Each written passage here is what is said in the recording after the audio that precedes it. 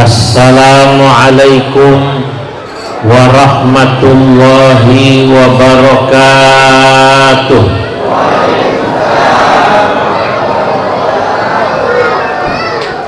Alhamdulillahi rabbil alamin, wassalatu wassalam ala man ursila rahmatan lil alamin, Sayyidina wa habibina wa syafi'ina wa maulana Muhammadin wa ala alihi wa ashabihi al-ghurril mayamin wa man tabi'ahum bi ihsan wa man sara ala nahjihim min ayyamin madiyah ila yaumiddin, amma ba'du. Hadratal muhtaramin, para alim ulama, para masyayikh, para tokoh dan pemuka masyarakat, wabil khusus sahibul majlis, Menteri Perhubungan yang menghubungi saya, Al-Mukarram Ustadz Ridwan Syakir, pimpinan Majelis Taklim, apa namanya? Tarbiyatul Khair. Para hadirin hadirat, Bapak Ibu yang hadir, anak-anakku sekalian, semoga semua dicatat dalam deretan ahli surganya Allah.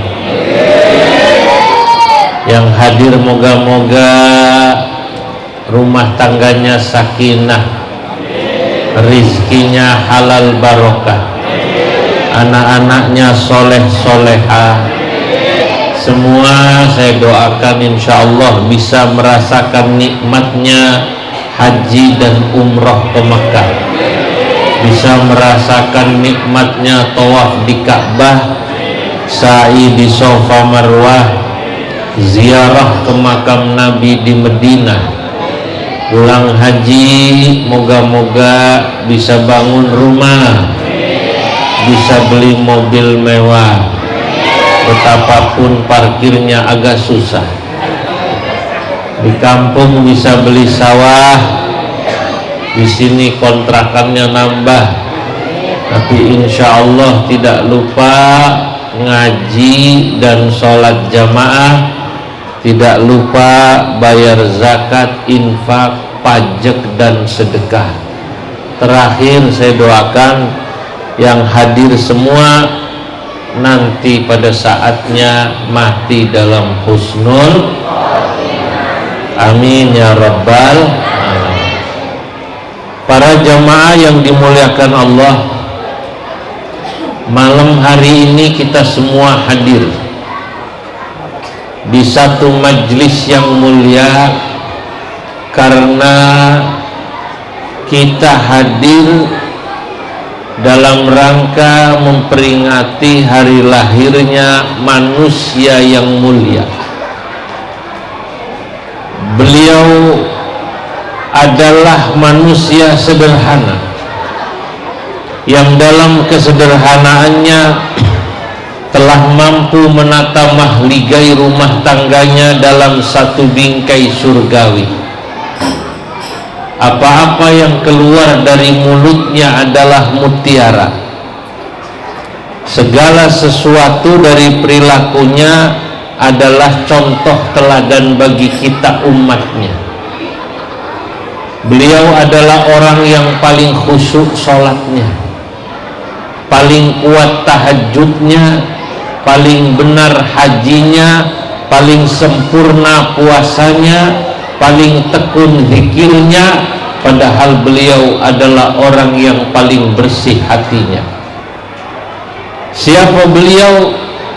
Tidak lain dan tidak bukan adalah junjungan kita Nabi besar Muhammad sallallahu alaihi wasallam, Rasul penabur kedamaian yang kedatangannya tadi dalam mukaddimah saya katakan ursila rahmatan lil alamin Beliau adalah Rasul penabur kedamaian yang kedatangannya akan membawa rahmat bagi seluruh alam. Bapak Ibu yang dimuliakan Allah, Maulid Nabi ini acara yang memang bukan hanya milik orang Indonesia. Di seluruh dunia orang memperingati Maulid dengan berbagai macam tradisi yang mengiringinya. Saya katakan tradisi yang mengiringi. Ada Maulid Nabi itu di Sulawesi misalnya, itu pakai acara bagi-bagi telur rebus. Telurnya dikasih bendera, dipajang kadang-kadang di pohon pisang, pisangnya udah dipotong, dikasih duit. Ada lagi Maulid yang di situ dibagi uang sambil dibagi permen. Tapi intinya satu, yang sama Maulid di mana-mana, pasti setiap ada acara Maulid ada acara baca sholawat kepada Nabi Muhammad Sallallahu Alaihi Wasallam, itu yang pasti. Selain ada baca sholawat, apa yang kemudian mengiringinya? Di Indonesia ditambahin, orang baca sholawat ada kuehnya, ditambahin sama pengajian. Supaya apa? Supaya kita yang hadir, pertama, semakin yakin dan semakin mahabbah cinta kepada Nabi Muhammad Sallallahu Alaihi Wasallam. Kedua, semakin tahu apa yang harus kita lakukan sebagai umat Nabi. Saudara, kalau saya katakan kita semakin yakin, semakin cinta, itu karena jujur. Di kampung tadi apa namanya? Kampung apa namanya? Gudang. Kampung Gudang. Tambun ya, Tambun. Kita ini kan kalau dibilang jauh sama Nabi di Madinah jauh. Jangan ke Madinah, ke Bandara Soekarno-Hatta aja jauh dari sini. Betul apa enggak? Ada sejam dari sini ke Bandara Soekarno-Hatta? Lebih, sejam setengah. Paling cepat itu. Dari bandara naik pesawat ke Jeddah atau ke Madinah kurang lebih 10 jam. Jarak kita dari Nabi jauh. Jarak. Masa kita hidup dari Nabi jauh lagi. 1400 tahun. Tapi kok kita masih mau bikin acara Maulid semacam ini? Ini luar biasa. Kalau dipikir-pikir, ini yang hadir kan cucu Nabi juga bukan ini ya. Ini cucu Nabi apa bukan? Ponakannya dia ponakannya. Ini ponakan Nabi apa bukan ini? Bukan. Hati-hati ngaku cucu Nabi zaman sekarang, disuruh tes DNA loh. Sekarang ngaku cucu Nabi disuruh tes DNA. Nah, kita ini cucu Nabi bukan, ponakannya bukan, keluarganya langsung bukan, tapi mau iman pada Nabi, ini luar biasa. Kalau sahabat dulu beriman, saudara-saudara, kepada Nabi, wajar. Sahabat itu langsung melihat Nabi, melihat wajah Nabi, melihat perilaku Nabi, melihat mukjizat Nabi, menyaksikan bagaimana proses Al-Quran diturunkan. Nah, kita tidak. Tapi kok mau iman? Lah, itu yang luar biasa. Maka Nabi memuji nih yang iman-iman yang padahal belum pernah melihat Nabi. Kata Nabi dalam hadis, tuba liman ra'ani wa amana bi, summa tuba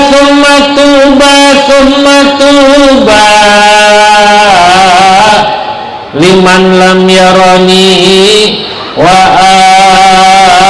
amana bi. Neng. Berbahagialah orang-orang yang pernah melihatku lalu mereka mau iman padaku, para sahabat. Tapi lebih bahagia lagi orang-orang yang belum pernah melihatku tapi mereka mau iman, cinta, mahabbah kepadaku.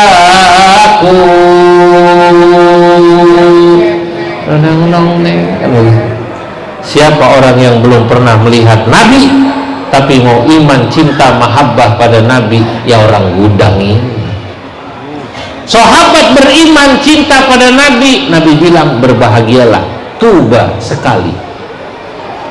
Tapi yang tidak pernah melihat Nabi beriman, Nabi bilang tuba, thumma tuba, berbahagianya, beruntungnya 3 kali.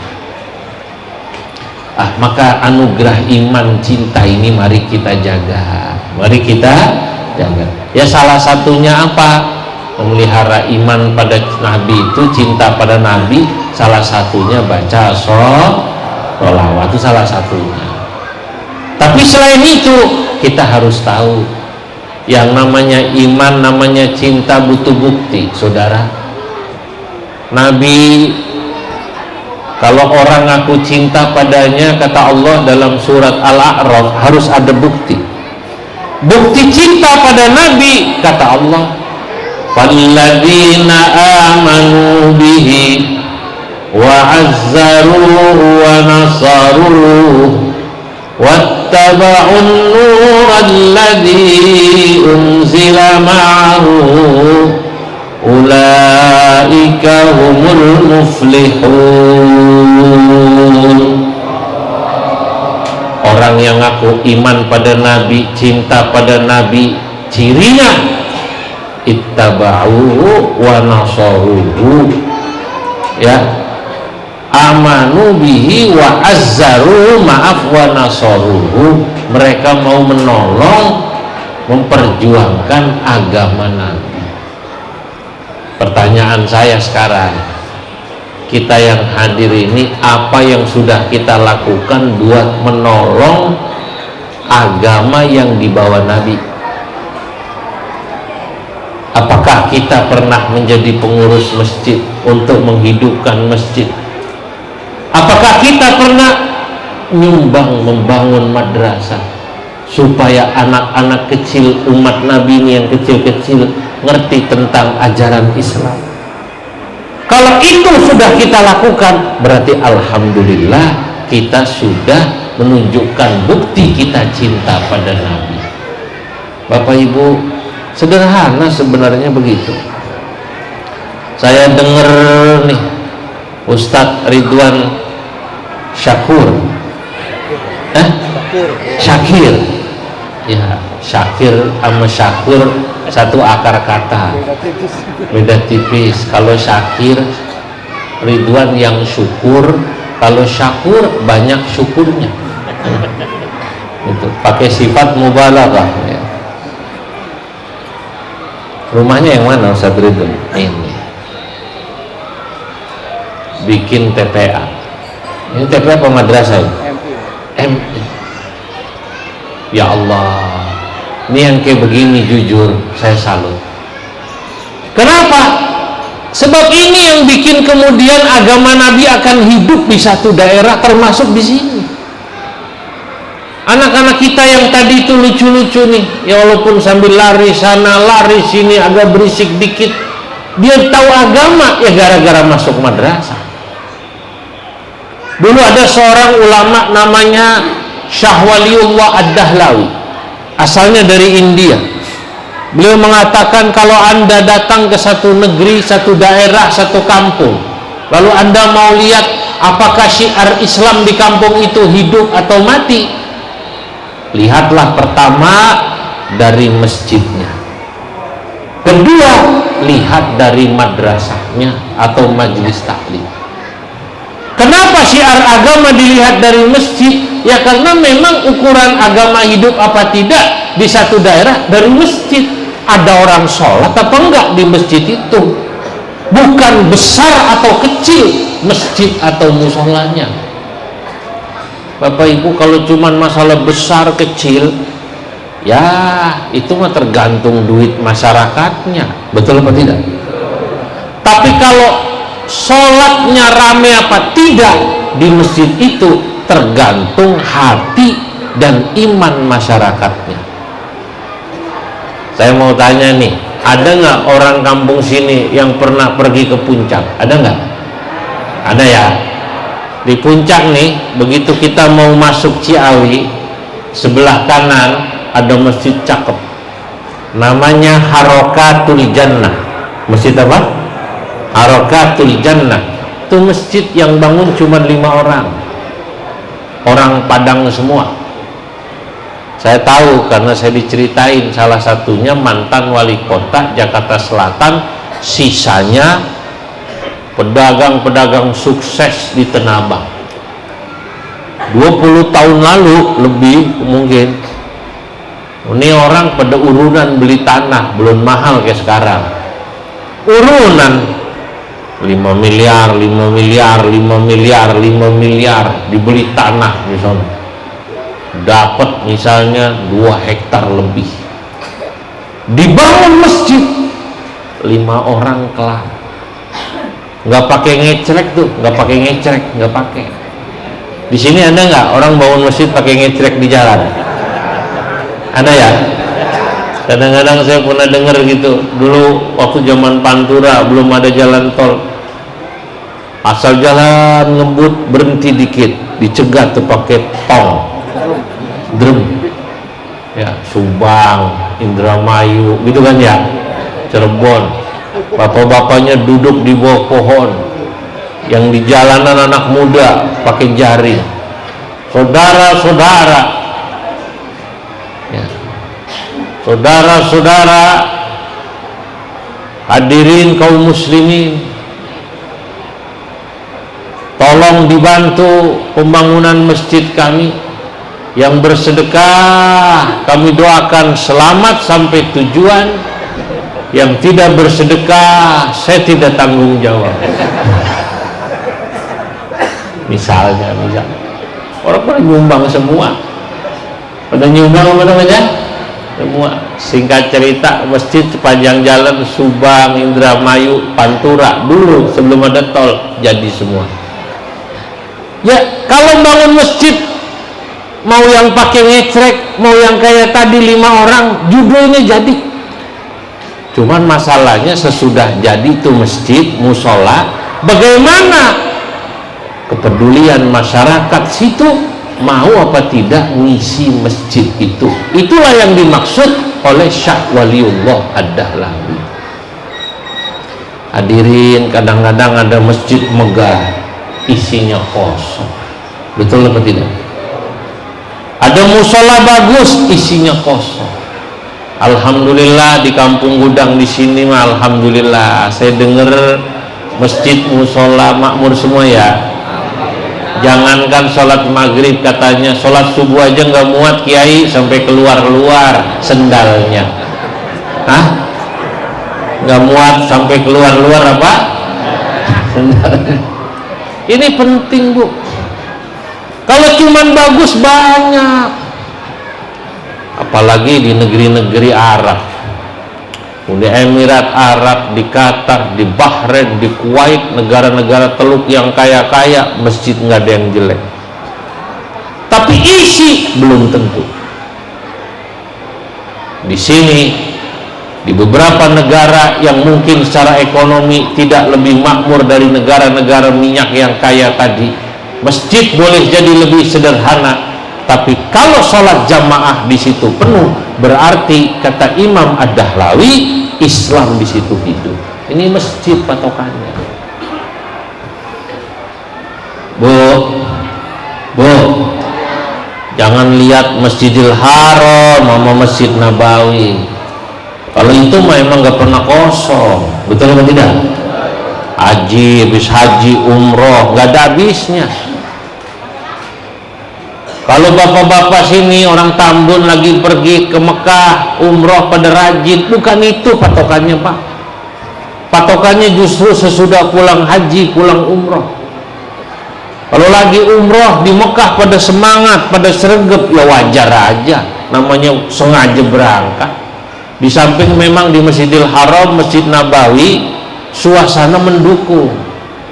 Nah di sono masya Allah ngedengerin adzannya aja bikin nangis. Allahu Akbar, Allahu Akbar, Allahu Akbar, Allahu Akbar. Orang nangis di Masjidil Haram. Dulu waktu saya haji pertama, saya nangis dan saya lihat kanan kiri saya semua nangis dengar azan. Masya Allah. Teman saya bilang pada saya, men tahu nggak nih kenapa kita semua yang haji ini dengar azan Masjidil Haram, Masjid Nabawi nangis? Saya bilang karena enak suaranya. Bukan masalah itu aja. Kenapa? Di depan ada Ka'bah, kata saya. Bukan itu yang saya tanya. Kenapa enak? Itu saya nggak tahu. Ente asal tahu. Ini dulu temen ini kuliahnya di sono. Ini muadzin di sini gajinya 50 juta. Makanya azannya penuh penghayatan. Lain beda sama muadzin di Tambun. Pasaran berapa di sini? Di Tambun berapa pasaran muadzin? 50.000. Ya makanya beda, azannya penuh pengharapan. Kalau di sana penuh penghayatan, di sini penuh pengharapan. Kalau di sana masya Allah suasana mendukung, muadzinnya nikmat. Orang dari asar gak pulang sampai isya. Terawih aja, terawih kalau bulan Ramadan di Masjidil Haram, Masjid Nabawi 2 jam lebih orang betah. Padahal terawihnya 2 jam 1 juz. Kenapa? Imamnya pilihan bang. Wa idh qala Ibrahim rabbi ij'al hadzal balada aminan wajnubni wa baniya an na'budal asnam rabbi innahunna adlalna katsiran minan nas faman tabi'ani fa innahu minni wa man 'asani fa innaka ghafurur rahim. Itu di sana. Makanya orang Indonesia kalau di sana rajin-rajin sampai membuat orang Arab terpukau. Saya pernah dengar cerita uak saya. Wah, saya waktu itu sekitar 20 tahun lebih yang lalu ikut konferensi Islam, ulama Islam OKI di Maroko. Wah, saya Ki Ma'ruf Amin, Pak Wapres. Beliau di Maroko ditanya sama ulama Maroko, kiai-kiai al-Indonesiun salihun aywa. Orang Indonesia soleh-soleh ya kiai, kata orang Maroko. Dijawab sama kiai, qala wa kaifa, lu bagaimana Anda bisa mengatakan orang Indonesia soleh-soleh? Lah itu kiai, subuh di Mekah, di Medina jam 5, orang Indonesia udah di dalam masjid jam 2 pagi. Bukannya itu soleh-soleh kiai? Kata Kiai Ma'ruf, belum tahu dia kalau orang Indonesia rata-rata hajinya haji tomat, umrohnya umroh tomat. Haji tomat itu artinya kata orang Jawa, lungane tobat balike kumat. Lungane tobat balike kumat. Kalau lagi di sana memang masya Allah pada rajin. Pulang fama ba'dar rujuk, lah itulah patokannya. Makanya tadi saya katakan, ayo kampung kita ini, kampung Gudang ini, tunjukkan bahwa Islam, agama Nabi hidup di sini lewat apa? Pertama lewat masjid dan musola. Hidupkan jamaah di sini. Bu, tolong suaminya diingetin supaya pada rajin sregep ke musola dan ke masjid ya kalau sholat. Kenapa? Ya karena ini Pak, andalan Islam kita. Bagaimana Islam bisa hidup dan syiarnya hidup. Saudara, saya kadang-kadang prihatin kalau ada masjid gede, ya Allah, dari mulai yang adzan sampai imam sampai makmum orang tua semua. Yang adzan dia, yang qomat dia, imamnya dia, makmumnya dia juga. Ini namanya solo karir. Kayak penyanyi apa namanya? Solo karir, di sendirian aja. Mana selawatannya ngenes pakai bahasa Jawa. Dari selawatannya ketahuan kalau dia pensiunan. Sambil nunggu subuh. Senajan urip duit pas-pasan, sing penting atine kepaiman,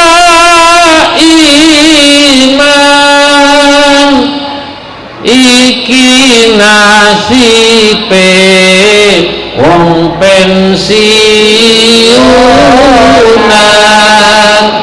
uripe ayam dununge aman, uripe ayam dununge aman, ya Rasulullah.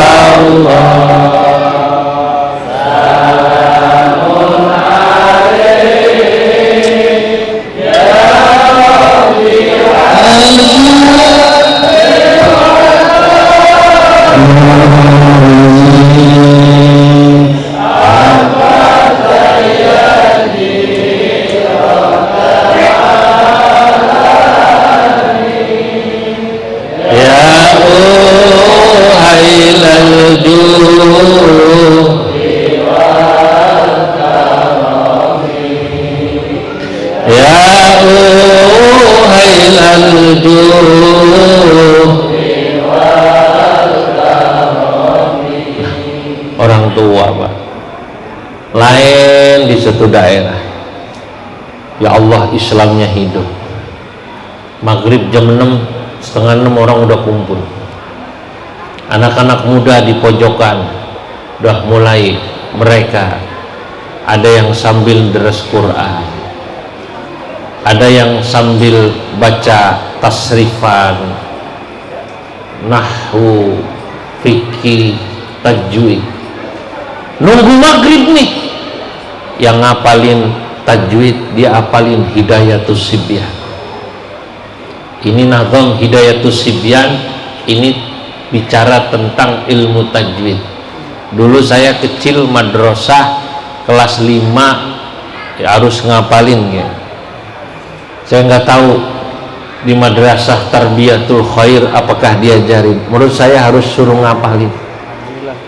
Alhamdulillahi wa shalla rabbuna ala nabiyil mustafa habibina wa alihi wa sahbihi wa haka fit tajwidi nazman hurrira samaitu hidayatas sibyani arju ilahi ghayatar ridwani. Ngapalin ini, ada yang ngapalin nahwu sambil nunggu maghrib tuh, sambil nunggu maghrib ngapalin nahwu. Al kalamu wal lafzul murakkabul mufidu bil wad'i wa ahkamuhu apa wa aqsamuhu salasah ismun wa fi'lun wa harfun jaa, 5 ngapalin. Yang satu ngapalin tasrifan, nasoro yansuru wa mansoron fahuwa nasirun wa dzaka mansurun. Pada apal dulu. Coba anak sekarang disuruh nasrif doroba, salah. Doroba yadribu drum band, doroba yadribu drum band, doroba yadribu domba. Belajar sifat 20, nunggu maghrib. Allah wujud kidam baqa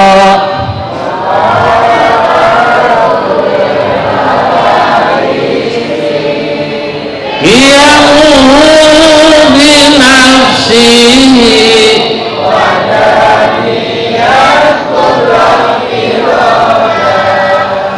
ilmu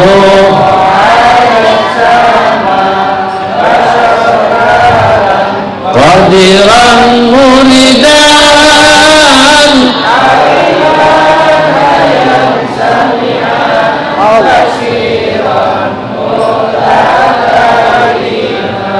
Masya Allah, kalau ada masjid musola kayak gini damai rasanya, betul atau tidak? Adzan aja dulu zaman saya kecil rebutan, satu megang beduk, satu megang mic, lari dulu, lari sprint, satu megang beduk, satu megang mic, rebutan.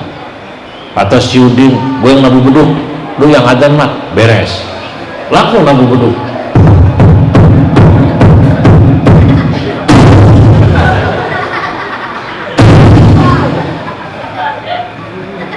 Muhammad adzan, Allahu Akbar, Allahu Akbar. Nikmat nih ngeliat begini. Coba bayangkan masjid-masjid yang isinya pensiunan kayak tadi tuh, adzannya ngenes, mana batuk-batuk. Allahu Akbar, Allahu Akbar. Adzan pakai batuk. Lu sempat terjadi lu satu masjid, saya mau cerita, tapi rahasia, jangan ngomong-ngomong ya. Itu di masjid itu saking tidak ada kader, jangankan imam, muadzin aja nggak ada pak. Ada remaja adzan, modalnya cuma suara kenceng doang sama panjang, adzannya ujungnya lupa. Hayya 'alas shalah,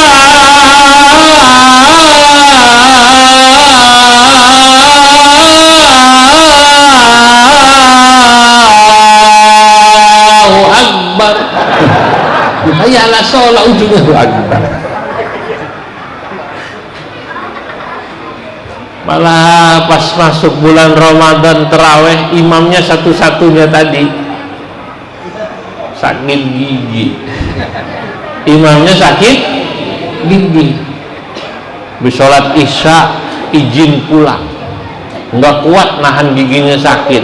Akhirnya pengurus masjid yang lain naik.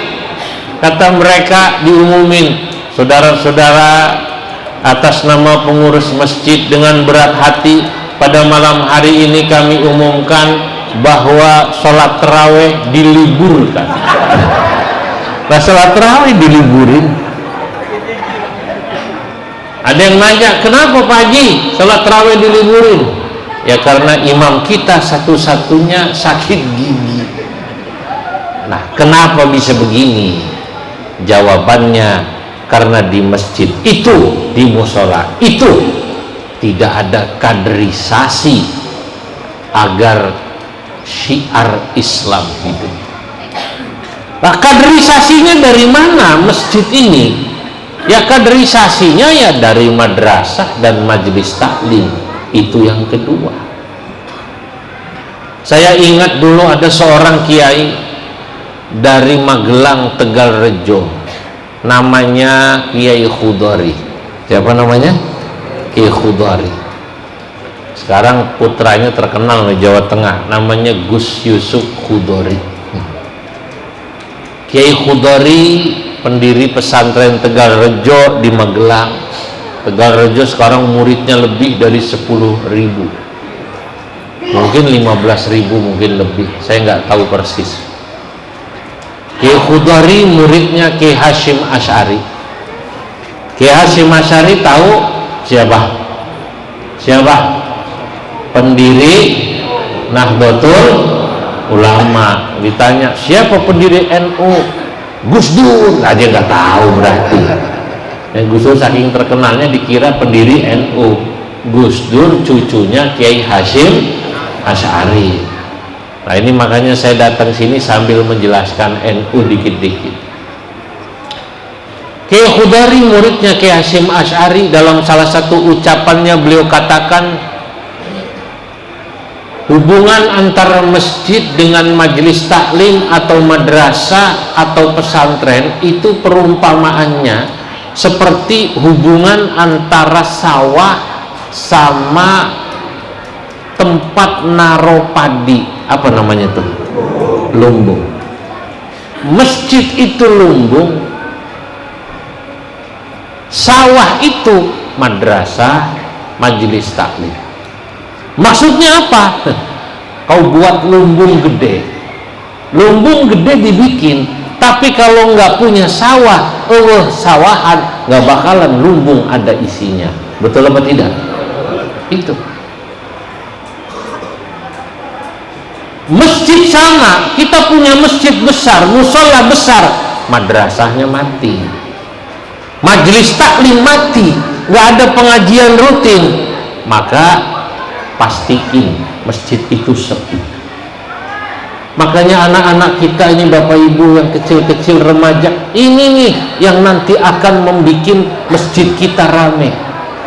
Maka kalau ada madrasah semacam ini, ibtidaiyah atau majelis taklim, dukung, sebab ini yang akan membuat anak kita nanti, calon-calon pelanjut kita, mensyiarkan agama Allah di masjid maupun musola. Siap? Siap? Iya. Makanya Masya Allah, kalau ada orang punya anak sekolah madrasah kurang diperhatiin, saya tuh sedih. Bayaran madrasah di sini berapa pasaran sebulan? Berapa pasarannya sebulan? Bayaran madrasah berapa? 30.000. 30.000 itu kan pangsit 2 mangkok. Betul? Pangsit yang enak. Pangsit yang enak berapa sekarang? 15.000. Kalau 30.000 berarti berapa? Pangsit 2 mangkok. Kalau kita nih untuk agama begini kurang peduli, alamat. Kalau nanti nih madrasah tutup karena pengasuhnya nggak sanggup bayar guru, dirubah jadi kontrakan, repot apa enggak? Repot. Lah iya Pak, Bu, pantes guru madrasahnya di sini badannya kurus-kurus. Ya Allah, udah gak pantas itu. Ya katakanlah orang yang gak mampu bayar 30.000, tolong yang hadir ini, yang hadir di sini nih, yang dikasih Allah Subhanahu wa taala rezeki lebih, tolong jadi donatur ya, Siap? Ya katakanlah mungkin anaknya orang susah nggak bisa bayar, nggak apa-apa, bapak ibu yang dikasih rezeki lebih jadi donatur. Jangan kemudian bayar apa adanya 30.000, lebihin. Yang bisa 100.000. Kalau 100.000 berarti ngangkat 2 orang. Yang betul apa tidak? Yang punya lebih tambahin 150.000, hitung-hitung ngangkat yang lain supaya anak-anak ini pada belajar ngaji. Hah? Nah itu belum nunggaknya, udah 30.000 nunggak kan? Ya Allah. Pantes ustadznya kalau ngajar nggak fokus. Betul apa tidak? Nah iya Bu, Pak, di beberapa negara saya lihat Masya Allah itu kader-kader santrinya hebat, karena memang masyarakatnya punya kepedulian pada ini nih, yang namanya majelis ilmu, madrasah, dan bagaimana tempat anak kita ngapalin Quran. Di negara yang mungkin tidak kaya, saya beri contoh dulu, Pakistan. Saya pernah ke Pakistan. Saya bertemu cleaning service di hotel. Saya ingat namanya Abdul Jamil. Dia nanya saya punya anak berapa. Saya bilang anak saya waktu itu 2, sekarang udah 4. Dia bilang anak saya 5.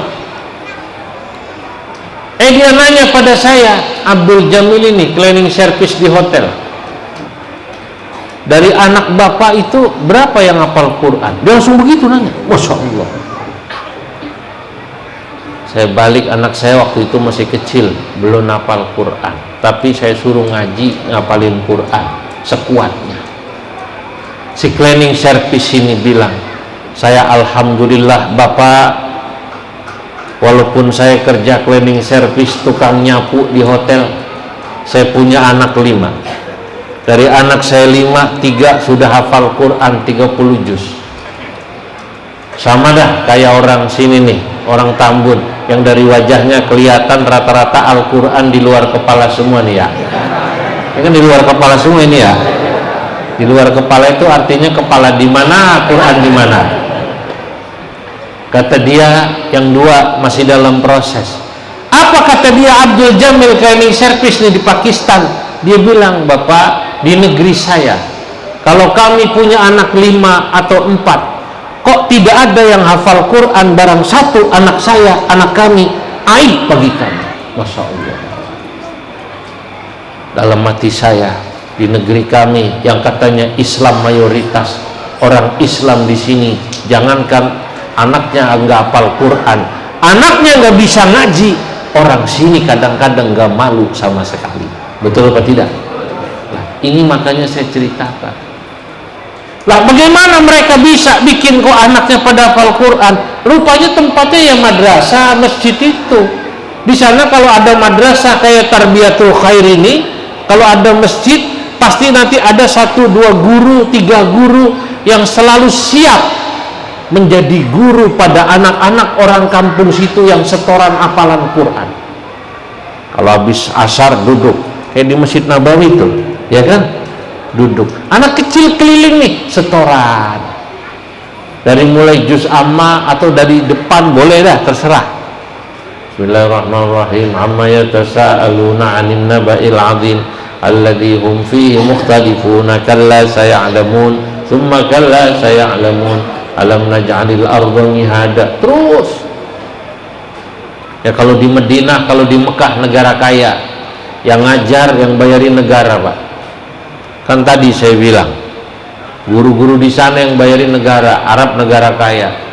Kalau di Masjidil Haram, Masjid Nabawi, rata-rata anak tamat SD sudah hafal 30 juz. Saya pernah manggil anak kecil di Masjid Nabawi. Di sana anaknya orang Arab. Kalau laki-laki biasanya dipanggilnya kalau nggak Ahmad, Muhammad, Abdullah. Saya panggil dia, Abdullah ta'al hinak, sini nak, sini Abdullah. Saya tanya, kam juz'an hafidhal an, sudah berapa juz kau hafal Quran? Dia jawab, khamsa juz'in walillahil hamd, sudah 5 juz Pak, alhamdulillah.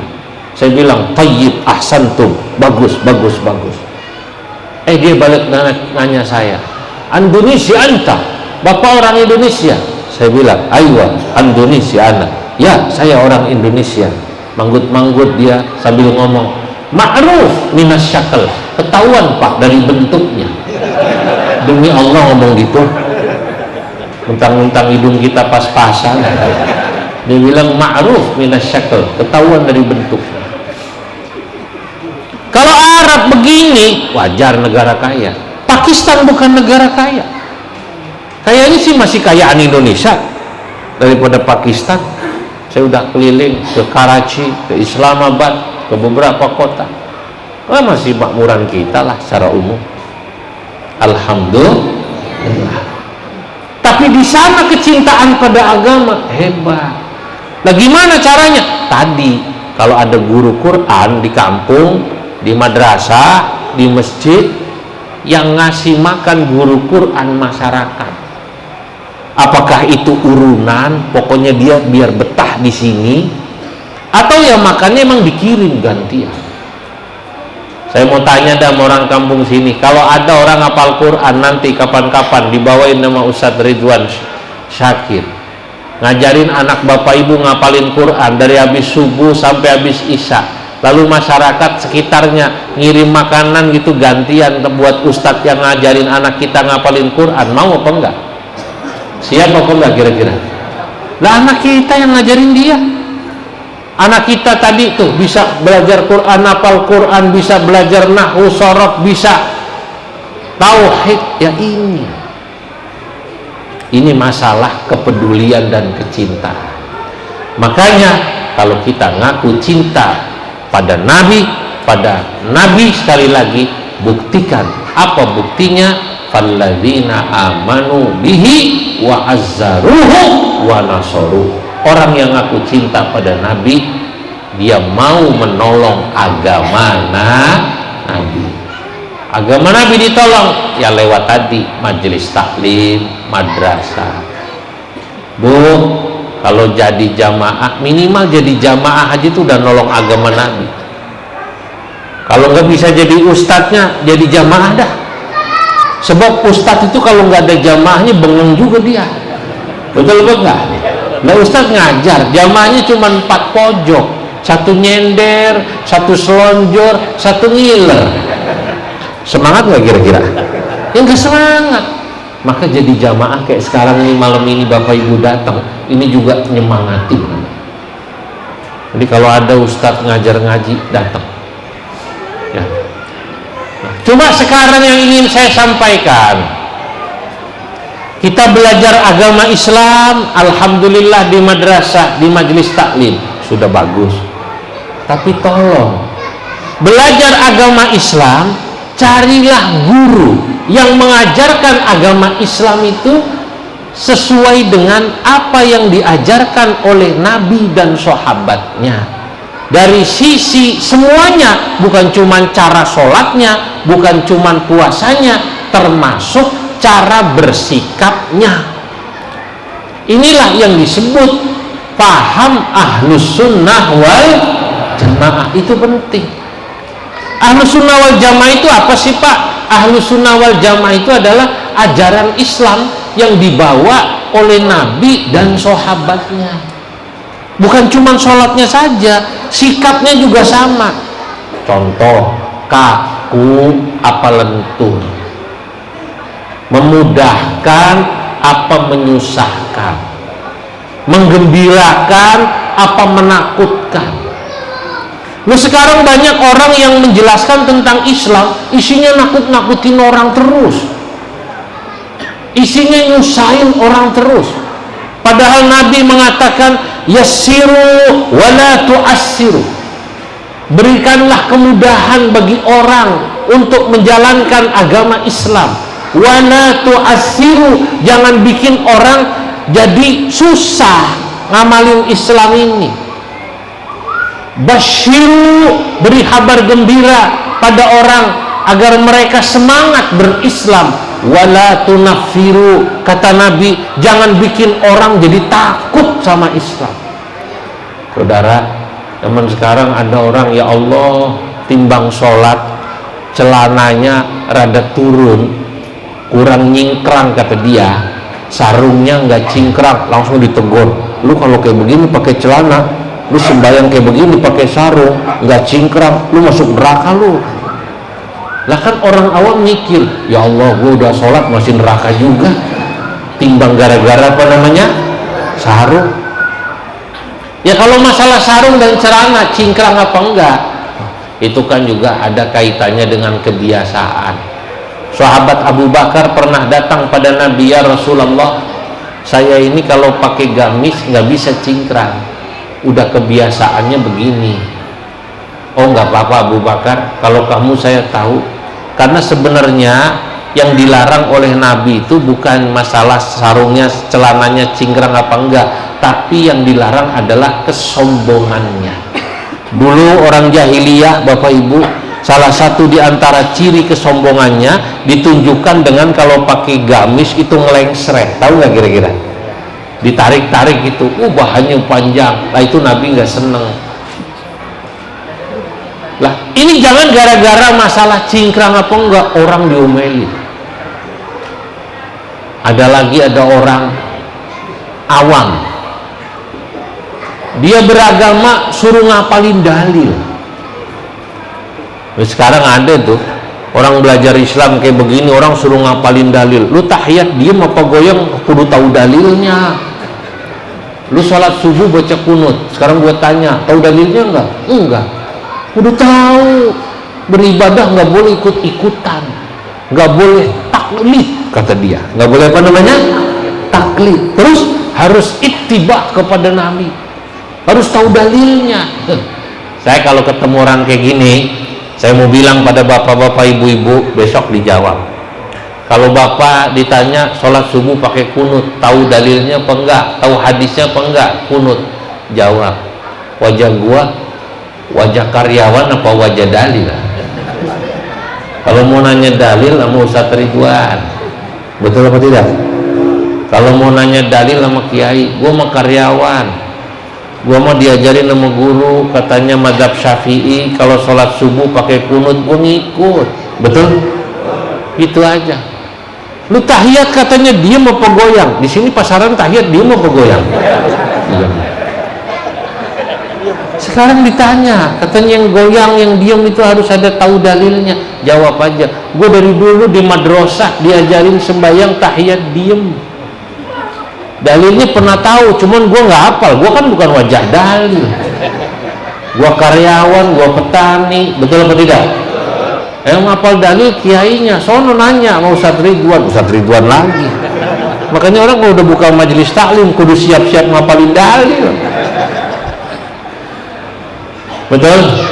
Nah sekarang orang awam disuruh ngapalin dalil. Saya bilang di mana-mana, ini orang harus tahu dalam kitab usul fikih. Nah ini rada susah nih ngajinya. Tadi mulai ringan, sekarang mulai berat. Dalam kitab-kitab usul fikih itu dijelaskan, al-awamu la yajibu alaihim ma'rifatud dalil. Ini manggut-manggut paham apa enggak nih? Orang awam tidak wajib bagi mereka menghafalkan dalil. Yang wajib menghafalkan dalil adalah al-alim, orang alim. Orang awam cukup baginya, dia tahu bahwa yang diamalkan ada dalilnya. Cukup. Saya mau tanya, bapak-bapak, ibu-ibu, kalau diajarin guru sholat katanya pakai usolli, percaya nggak kalau itu ada dalilnya? Yakin apa tidak? Ya, yang penting itu cukup. Kalau ada orang ribut, lu sholat pakai usolli, tahu dalilnya nggak? Nah, gua mah udah diajarin juga, namanya bukan santri, bukan ustadz, ya lupa. Tapi gue tahu ada dalil. Oh nggak bisa, lu kudu tahu hadisnya, riwayat siapa? Lah gue bukan ahli hadis. Ini orang begitu. Tahiyat ditanyain. Nah, cukup bagi kita yakin bahwa amaliyah yang Bapak Ibu lakukan termasuk Maulid Nabi ini semua ada dalilnya. Betul apa tidak? Nah, inilah memudahkan. Makanya saya bersyukur, alhamdulillah, dari kecil ditakdirkan jadi orang NU, ditakdirkan belajar di pesantren. Kiai-kiai NU, kiai-kiai pesantren yang saya tahu alim-alim semua, yang namanya dalil-dalil hafal. Cuman kiai-kiai itu tahu Pak, kalau ngajar ngaji tergantung jamaahnya. Kalau jamaahnya yang pinter-pinter di pesantren yang levelnya kayak Lirboyo, Peloso, Sarang, Sidogiri, yang tingkatannya sudah Ma'had Ali, wah itu baru bahas dalil lebih dalam, bahas bagaimana metodologi istinbat. Aduh. Tapi kalau jamaahnya ya model begini-begini, nggak usah bahas dalil dalam-dalam ya. Betul apa tidak? Lah iya, yang penting ajarin bahwa agama ini memudahkan, agama ini penuh dengan toleransi. Ajarin bahwa amaliyah yang bapak-bapak ibu lakukan semua ada dalil. Kalau ada orang berbeda sama kita, ya biarin. Yang penting saya mah dari kecil guru saya madhabnya Syafi'i, guru saya orang NU, cukup gitu aja. Gak usah emosi Pak. Ada orang kita terlalu emosi nanggepin saudara-saudara kita dari Wahabi Salafi. Wahabi Salafi sekarang udah masuk juga ke kampung-kampung ya, udah masuk belum ini? Udah masuk. Nah iya, negorin orang tahiyat kurang goyang, begitu kata dia. Ustadz kita cara jawabnya kurang elegan. Pidato Ustadz, saudara-saudara, kalau anda sholat di sampingnya orang tahiyat tangannya goyang-goyang, tangkap aja tangannya. Waduh. Ya gak usah begitu juga. Walaupun kita tahiyatnya diem, gak usah emosi. Betul atau tidak? Ya biarin aja. Lana a'maluna walakum a'malukum, amal saya begini, amal anda silahkan. Biar bagaimana, apakah dia orang Wahabi, orang Salafi, atau orang apapun yang berbeda dengan kita, ternyata walaupun amaliyah berbeda, tanya syahadatnya sama apa enggak kira-kira? Ternyata sama. Muhammadiyah juga sama kita syahadatnya sama, Wahabi juga syahadatnya sama, kiblatnya sama apa enggak? Sama. Sholat subuhnya rakaatnya sama apa beda? Barangkali dia gitu, sholat subuhnya 4 rakaat gitu, sama. Nah, tinggal kita ini amaliyah kita begini, saya yakini inilah paham Ahlus Sunnah wal Jamaah yang mengajarkan kita paham yang tawassut, moderat, paham yang tasamuh, toleran, menghargai perbedaan, paham yang mengajarkan pada kita i'tidal, berlaku adil kepada sesama muslim, bahkan bukan muslim pun kita berlaku adil. I'tidal itu hanya diajarkan di kita. Kita nggak boleh marah, benci pada orang kalau dia tidak berlaku salah, karena kita belajar ayat yang ada dalam surah Al-Maidah, ya ayyuhalladzina amanu kunu qawwamina bil qist syuhada'a lillah wa la yajrimannakum syana'anu qaumin ala alla ta'dilu i'dilu huwa aqrabu littaqwa wattaqullaha innallaha khabirum bima ta'malun. Kita diperintahkan adil. Ada orang Kristen, ada orang Hindu, ya kita hormati, dia warga negara, dia punya hak hidup di sini. Orang Kristen, orang Hindu, orang Buddha, kalau akhlaknya baik kita hormat, Pak. Betul apa tidak? Orang Islam kalau ngutang gak bayar, gedeg juga kita. Betul? Nah, orang Islam utang gak bayar, gedeg juga kita. Ah, lu malu-maluin Islam lu ah. Orang Muhammadiyah kita hormati, tapi nggak usah ganggu saya. Kalau anda tidak mau baca usholi dalam sholat, silahkan. Silahkan, kita sholat usolli fardal isya'i arba raka'atin mustaqbilal kiblah ma'muman lillahi Allahu akbar. Dia sholat di samping kita, nggak mau usolli, kencang lagi sholat, nggak mau usolinya, tidak usolli, Allah, tidak usolli kan gitu. Saudara, orang Wahabi tadi itu dia mau sholat tahiyat goyang-goyang, silahkan, nggak usah ribut. Lah, ini paham Ahlus Sunnah wal Jamaah sudah turun-temurun dari zaman sahabat, dan saya yakini paham Ahlus Sunnah wal Jamaah yang saya ikuti ini, yang diajarkan di pesantren-pesantren NU, inilah paham mayoritas di seluruh dunia. Saya sering kali mengatakan, alhamdulillah saya sudah keliling dunia. Ternyata ya sambah mantep saya, sama saya. Di Maroko walaupun madhabnya Maliki, kita Syafi'i, tapi tauhidnya sama kayak tadi tuh, sifat 20. Di Maroko ada baca maulid, di Maroko ada selamatan tahlilan, di Maroko ada tawassul, di Maroko menghormati orang soleh. Saya ke Turki sama, saya ke Bosnia sama, saya ke Pakistan, Afghanistan sama, saya ke Uzbekistan sama, saya ke Australia sama, saya ke Mesir sama, saya ke Amerika, ke Kanada sama, saya ke Jepang, ke Cina sama. Ternyata di seluruh dunia pahamnya mayoritas Ahlus Sunnah wal Jamaah. Jadi kalau kita ikut NU udah bener, udah. Tolong ini diperkuat. Anak-anaknya, bapak-bapak, ibu-ibu kalau sudah remaja suruh masuk IPNU dan IPPNU, supaya kalau gede nggak nyalain bapaknya sama ibunya. Kalau nggak masuk IPNU, nggak belajar tentang bagaimana faham aswaja di NU, di pesantren, nggak masuk Ansor Fatayat, babanya disalahin mulu. Malam Jumat baca Yasin, baca berzanji, dibilang bid'ah ntar. Betul apa tidak? Ziarah kubur, ke wali-wali dibilang apa namanya? Bid'ah. Tawassul dibilang bid'ah, salah mulu. Makanya ajarin. Karena sekarang banyak anaknya orang NU, anaknya orang Ahlus Sunnah, karena tadi kecil madrasah, tapi nggak dilanjutin belajarnya, nggak masuk NU, nggak masuk IPNU, nggak masuk IPPNU, nggak ikut di Ansor Pengkaderan, nggak ikut di Fatayat, nggak ikut Muslim, kuliah nih anak di sana yang ngajarin lain, pahamnya Wahabi, paham ya, pahamnya HTI, bapaknya bisa lain, bapaknya meninggal udah nggak ada tahlilan, nggak ada tahlilan, bingung orang kampung, dapat paham dari mana nih bocah, katanya bapaknya ibu meninggal, udah salah belajar. Paham apa tidak? Ya, salah belajar. Ya masih Islam, cuman ngenes, betul apa tidak? Nah, makanya hadirin, dukung Madrasah Tarbiyatul Khair dan juga anak-anak kita yang sudah tamat madrasah. Nanti kalau tanya sama Ustadz Ridwan, anak saya belajar di pondok mana? Tanya ke beliau supaya jangan salah mondokin anak. Hadirin yang dimuliakan Allah, saya cukupkan sekian. Saya lelah sekali tadi sampai ketiduran di mobil.